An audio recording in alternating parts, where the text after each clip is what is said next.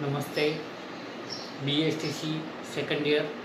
अपना जो सब्जेक्ट है विद्यालयी संस्कृति प्रबंधन और शिक्षक, इसके अंतर्गत आज का जो अपना टॉपिक है उसमें धार्मिक पर्व के बारे में अपन अध्ययन करेंगे।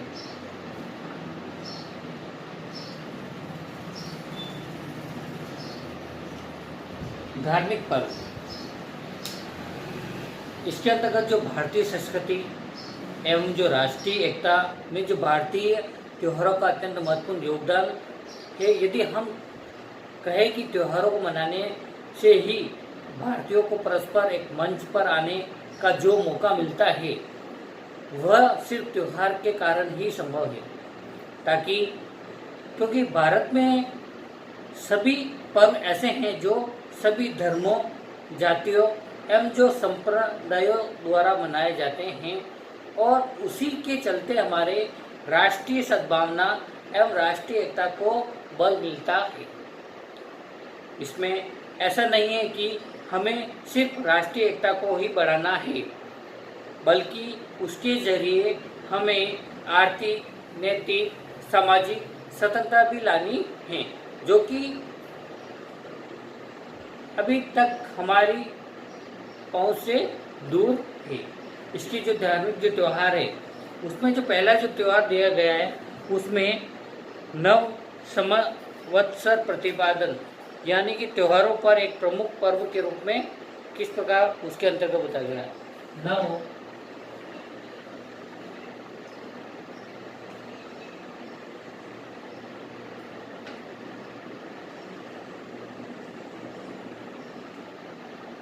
प्रतिपादन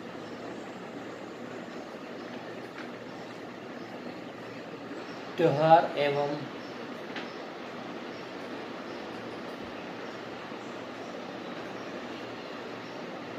प्रमुख पर्व के रूप में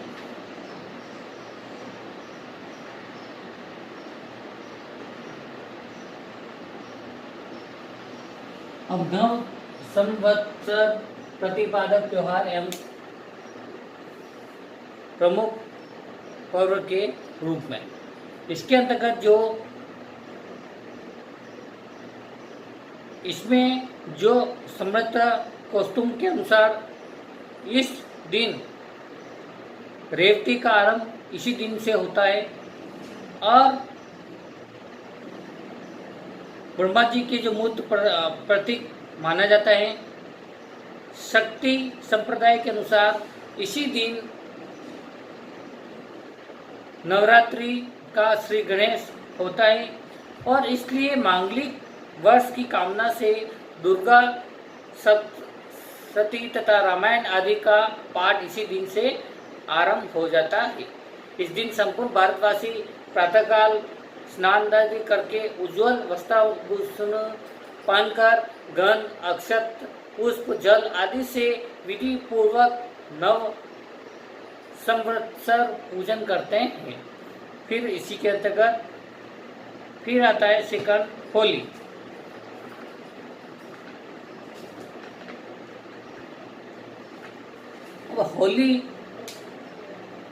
होली का जो त्योहार रंगों का त्योहार है और मनुष्य सुख, प्रसन्नता और आनंद का जो प्रतीक है।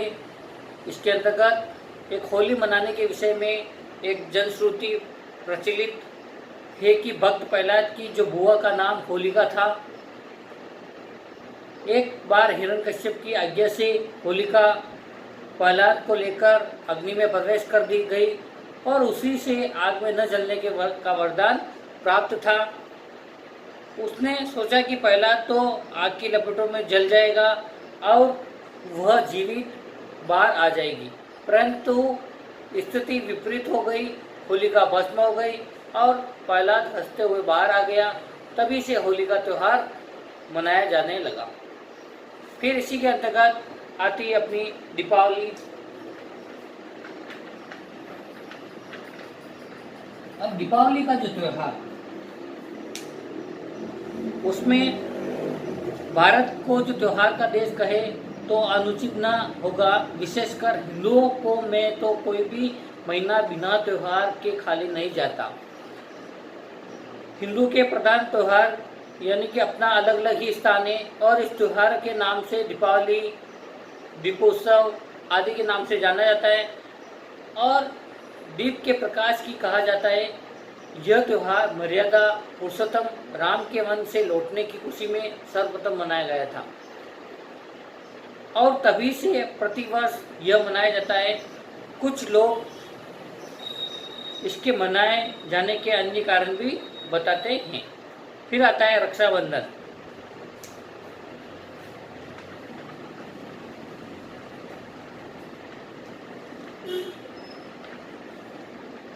Rakshabandhan, Dussehra,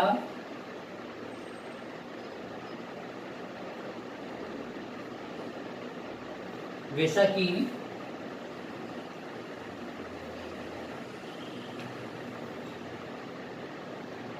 Eid ul Zuha,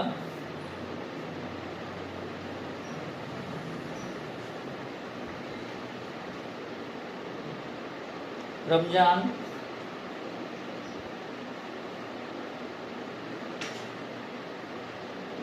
Christmas day.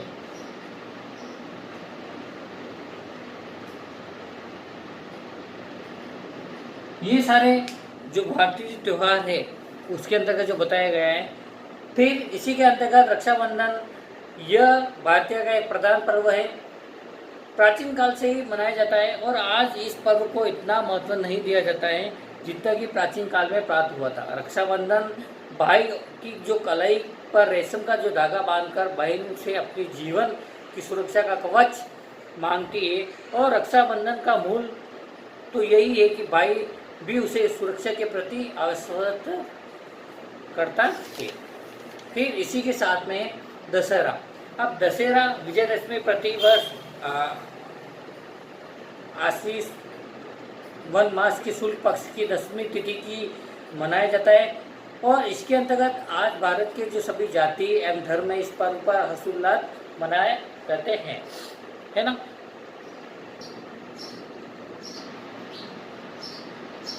प्रत्येक नगर में दशहरा पर विशाल मेला लगता है और रावण का जो विशाल काय पुतला बनाकर उसका दहन किया जाता है।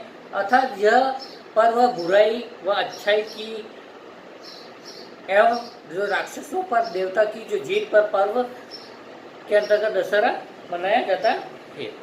फिर इसी के अंतर्गत वैसाखी। अब वैसाखी के अंतर्गत जो इसमें जो पंजाबियों के बड़े ही हर्षोल्लास के साथ मनाया जाता है। किसान खेतों में हल चलाने के लिए उपरांत फसल को काटकर घर लाता है और वह खुशी से झूम उठता है और उसी खेत में हल चलाने के उपरांत फसल को काटकर जो घर लाता है प्रसन्नता होती है और जो प्रसन्नता होती है उसके साथ ही साथ जो पंजाबियों का जो मन प्रसन्न नृत्य है और होकर नाचते हैं और गाना गाते हैं। देश की जो खुशहाली के लिए इष्ट देव गुरु नानक की से प्रार्थना करते हैं। फिर ईद उल जुहा। ईद जुहा के अंतर्गत जो मुस्लिम के त्यौहार प्रमुख त्यौहार है, ईद का जो विशेष महत्व है।